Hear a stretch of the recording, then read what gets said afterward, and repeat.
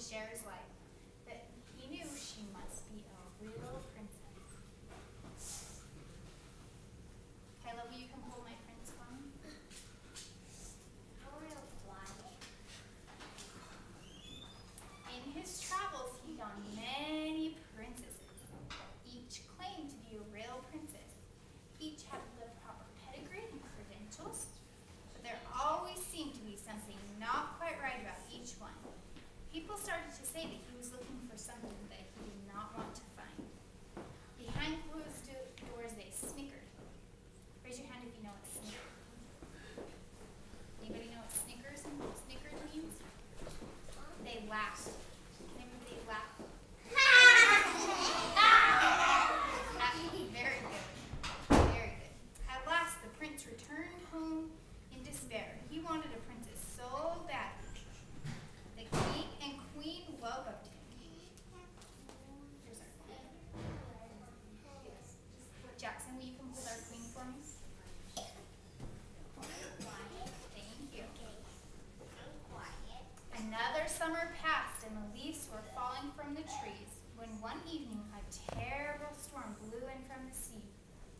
As the prince sat by the fire reading, lightning drew closer and closer and thunder rattled the windows until it seemed it sure broke. Can you guys make the noises of a thunderstorm?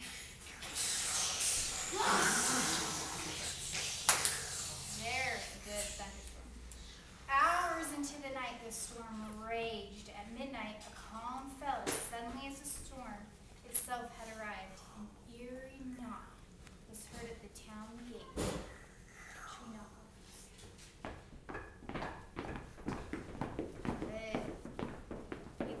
It was gentle but insistent knock. The townspeople and counters rubbed their eyes. Rub your eyes. And wondered, who could be out in such a storm? The old king himself sent advisors to the town gate to see who it was. There stood a princess. Where's our princess today? Kaden?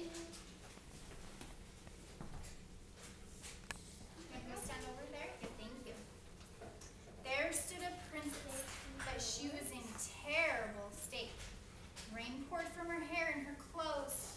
It overflowed her shoes and ran out to the hills. She claimed she was a princess, and the advisors all but laughed aloud. Let's laugh.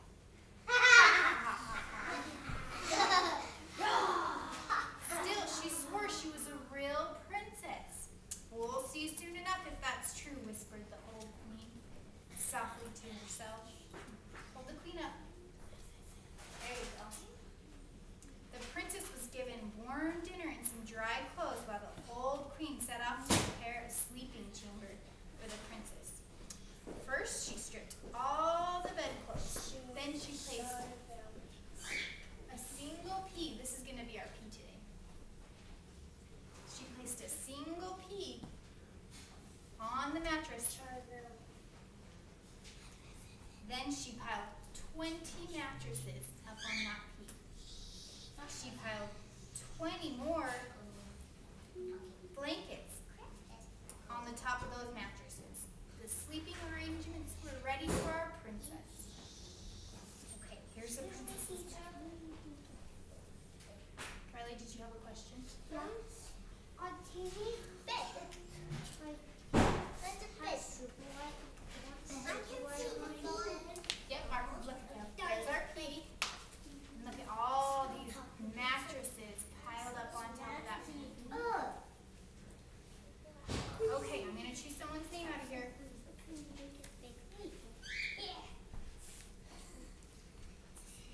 Okay, I'll stand over there. Or how about you stand right here? There we go. Okay, when we're all sitting on our pockets, we'll keep going with our story.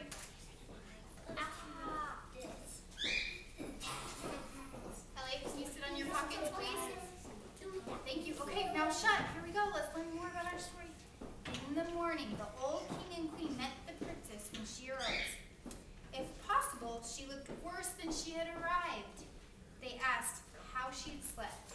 Oh, Jackson, can you be quiet so we can hear the story?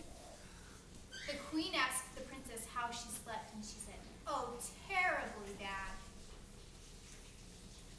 I scarcely closed my eyes all night. Heaven knows what was in that bed. It seemed as if they were lying upon some hard pebble. My whole body is black and blue. It is terrible. It is truly terrible." And the princess started crying. Can you show it? Show them. There you go. And our princess was crying. The old queen, hold up the queen. Jackson. Okay, boys and girls, here's our pea. I need someone to hold my pea. Ike.